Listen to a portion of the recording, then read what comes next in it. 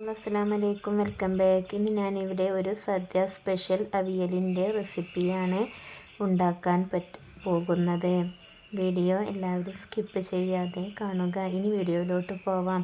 ഇവിടെ എടുത്തിരിക്കുന്ന vegetables 2 മുരിങ്ങാക്കായ, 4 carrot, ഒരു മത്തൻ്റെ ചെറിയ പീസ്, ഒരു പച്ചക്കായ, ഒരു ചെറിയ പീസ് ചേന, ഇത്രയും നീളത്തിൽ കട്ട് ചെയ്തെടുത്തതാണ്. ഇത് ഞാനൊരു നോൺ സ്റ്റിക്ക് പാത്രത്തിലാണ് ഉണ്ടാക്കാൻ പോകുന്നത്.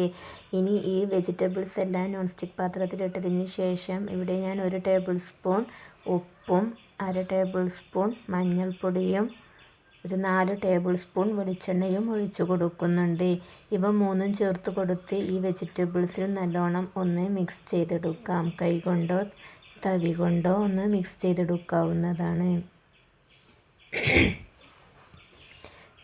ഇവ നല്ലോണം മിക്സ് ചെയ്ത് കൊടുത്ത് വേണം ഇതൊന്ന് വേവിച്ചെടുക്കുവാൻ. ഇതിൽ വെള്ളം ചേർക്കാതെയാണ് ഈ വെജിറ്റബിൾസ് എല്ലാം വേവിച്ചെടുക്കേണ്ടത്. നീളത്തിൽ കട്ട് ചെയ്യുകയും വേണം.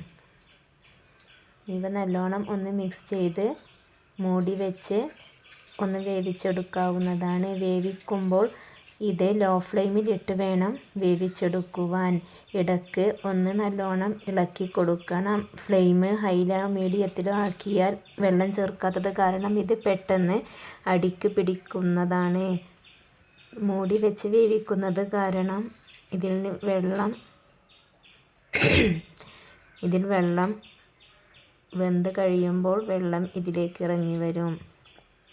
ഇനി ഇത് ഞാൻ വേറൊരു പാനിലോട്ട് മാറ്റിയിട്ടുണ്ട്. മിക്സ് ചെയ്യാൻ ബുദ്ധിമുട്ടായത് കാരണമാണ്. ഇതിലേക്ക് ഞാൻ തേങ്ങയും 2 പച്ചമുളകും കറിവേപ്പിലയും ചെറിയ ജീരകവും ചെറിയ ഉള്ളിയും ഒന്ന് മിക്സിയുടെ ജാറിലിട്ട് ക്രഷ് ചെയ്തെടുത്തതും ഈ വെജിറ്റബിൾസിലോട്ട് ചേർത്ത് കൊടുത്ത് നല്ലോണം ഒന്ന് യോജിപ്പിച്ചെടുക്കാം.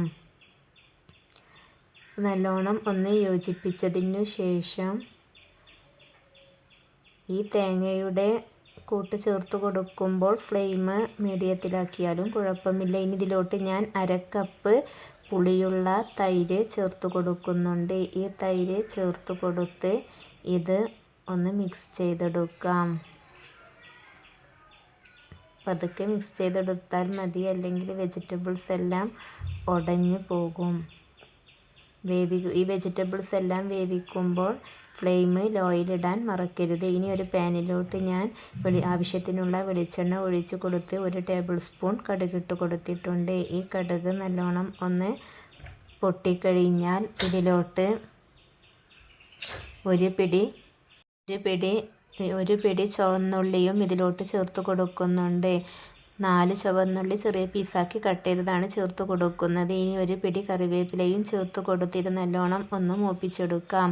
അതിനുശേഷം ഫ്ലെയിം ഓഫ് ചെയ്യാവുന്നതാണ്.